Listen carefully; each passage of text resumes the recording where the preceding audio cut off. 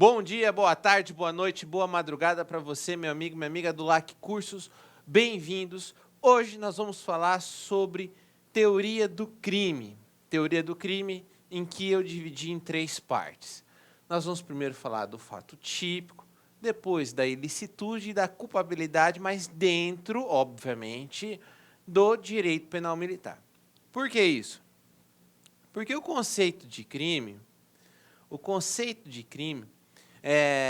basicamente, é o mesmo lá da teoria geral do direito penal.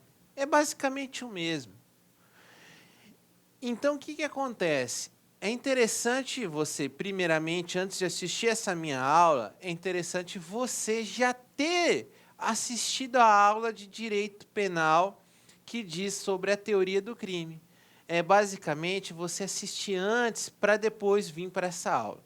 Mas você está estudando para concurso, aqui no LAC o conteúdo é completo, então o que eu vou fazer com vocês? Porque é a segunda vez que eu gravo o curso. Da primeira vez eu gravei só pincelando o que caía no direito penal militar. Então, eu trouxe a aula da teoria do crime só dando aquilo que normalmente se lida com o direito penal militar. Alguns alunos reclamam, poxa, professor. Então, dessa vez, o que eu vou fazer? Eu vou fazer um resumo. Eu vou fazer um resumo de todos os elementos do crime, um resumo bacana, que você vai aproveitar também para a teoria geral do direito penal. Mas o que for do direito penal militar, eu vou destacar. Falar, ó, aqui no direito penal militar funciona dessa forma. E aí você vai compreender melhor, tudo bem? Então, vamos lá. Quando a gente falar em crime, nós vimos já na aula anterior que o Código Penal Militar, ele adota um conceito unitário. Unitário. Sim. Unitário por quê? Porque ele define infração penal militar como sendo uma única espécie, que é o crime militar. Aí você vai falar assim, tá bom, professor, então é o crime penal militar, infração penal militar são sinônimos, isso. Só existe isso para o Código Penal Militar. No Código Penal, infração penal é gênero, que divide-se em crimes e delitos, e as chamadas contravenções penais. Aqui nós adotamos o critério bipartido. Bipartido. É um critério bipartido. Ou seja, infração penal divide-se em 2 espécies, crimes ou delitos e as contravenções penais. Então, a primeira observação que você vai pôr no seu caderno é essa, que no Código Penal Militar nós adotamos um critério unitário. Tá certo? E é interessante porque, dentro desse critério unitário, o crime, outra coisa importante, outra noção básica importante do conceito de crime, é que crime está ligado com, como nós vimos, que a base do crime é a lei. A lei vem determinar o que vem a ser crime. Nós estudamos isso nas aulas anteriores. E no Código Penal Militar, é lei e também, em algumas situações, nós vimos outros critérios, em razão da pessoa. Quem é a pessoa que pratica o crime? Bem, se a pessoa que praticou o crime é um militar da ativa ou não, nós já estudamos isso. Vimos que se o crime foi cometido com relação ao local do crime, se foi cometido numa instituição militar, com relação à vítima do crime, se a vítima do crime é um militar ou não. Nós já estudamos todos esses critérios.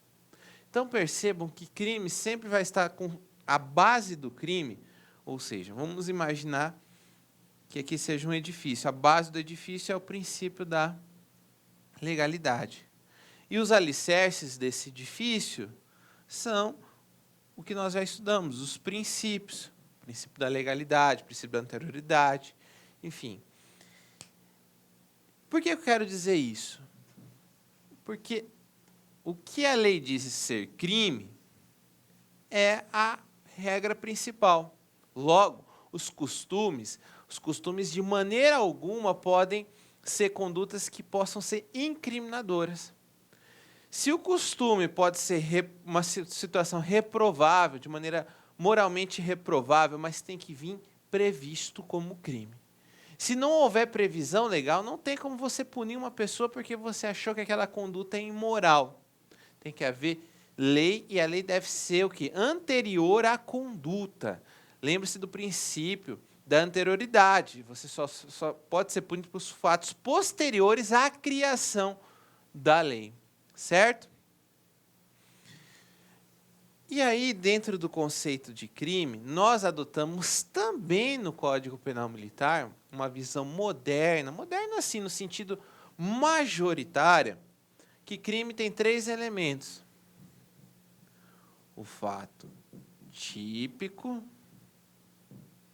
Eu vou botar bem pequenininho aqui, porque nós vamos ilícito e culpável.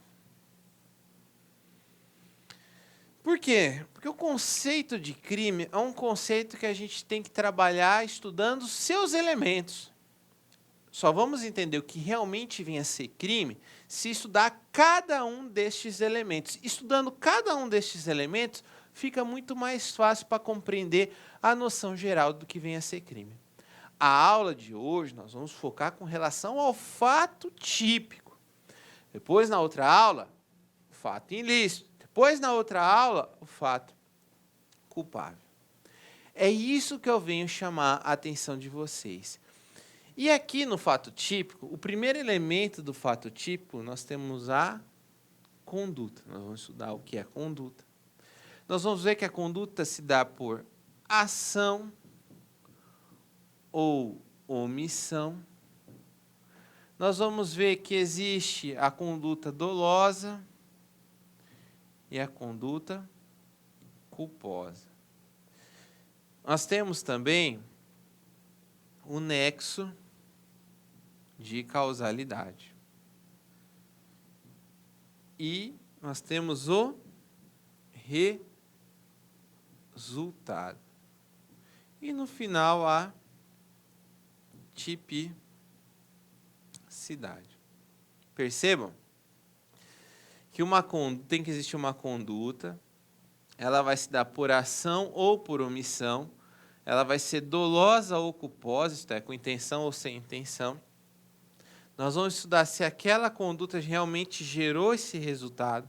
Esse resultado se dá de diversas formas, consumado, tentado, e no final tem que ter enquadramento legal, isto é, tipicidade. O enquadramento da conduta é como se fosse uma pecinha do Lego. Você pega a conduta que gerou aquele resultado e verificar se faz um encaixe com a lei. Aí nós temos o fato típico. Nós vamos estudar todos esses elementos.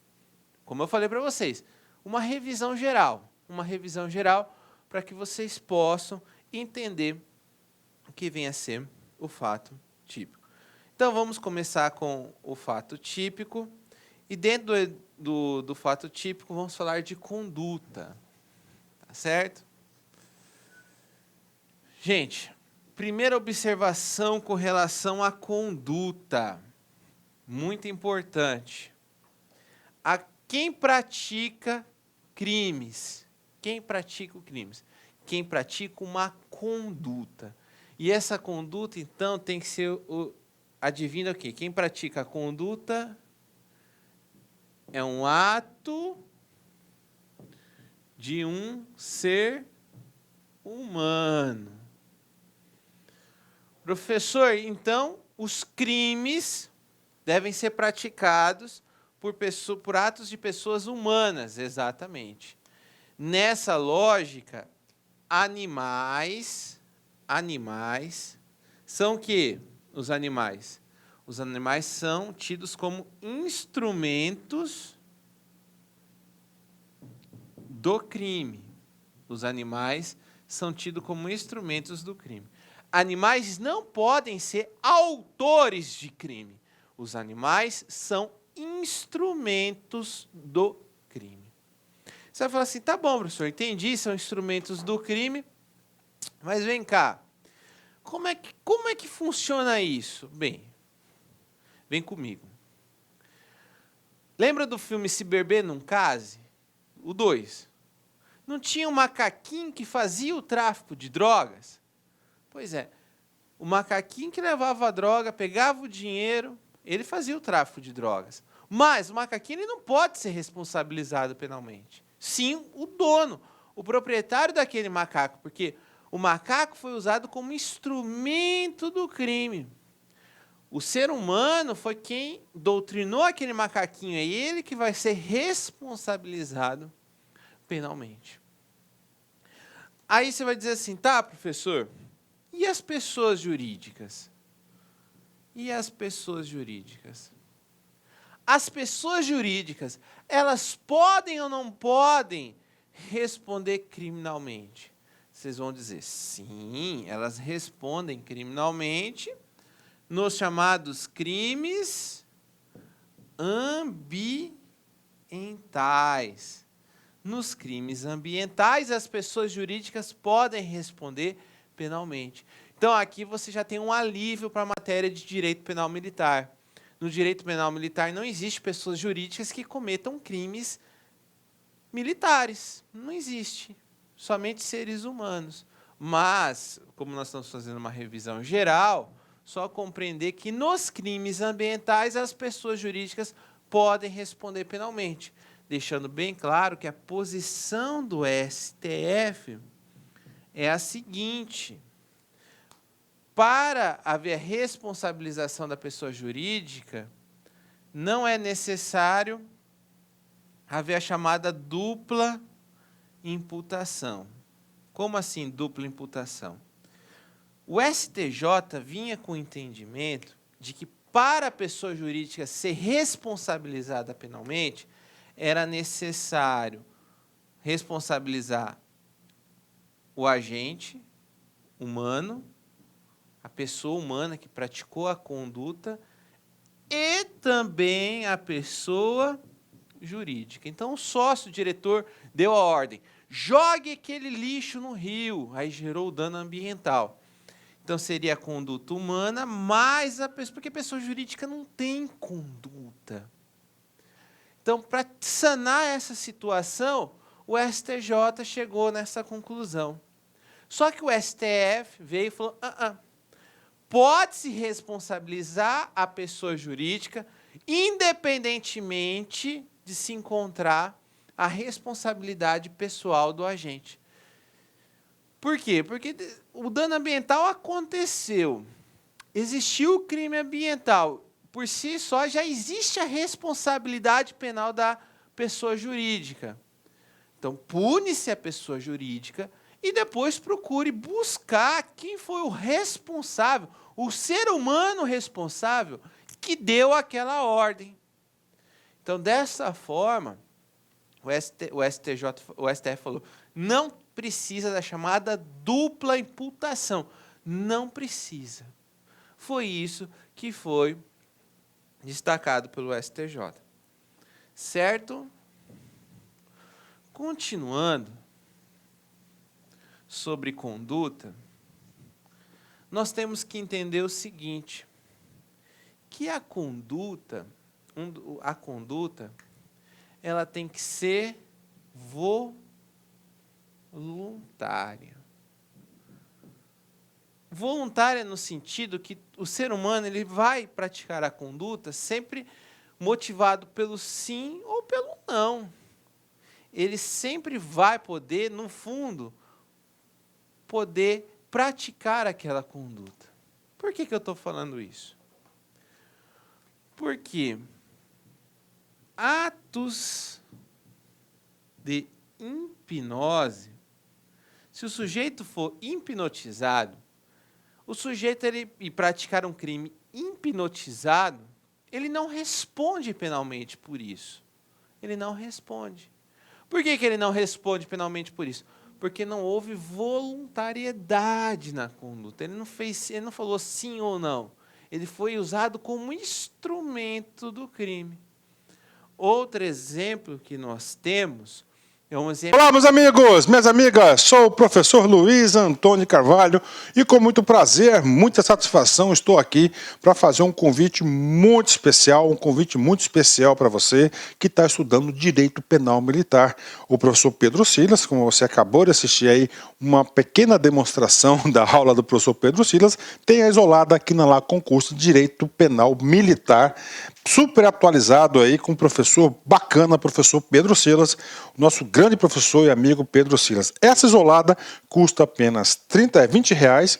Você tem um prazo de acesso durante 30 dias e durante esses 30 dias você pode assistir quantas vezes quiser e na hora que desejar. Gostou? Então clique aqui embaixo no vídeo, tem um link que você vai ser direcionado diretamente para a isolada do professor Pedro Silas de Direito Penal.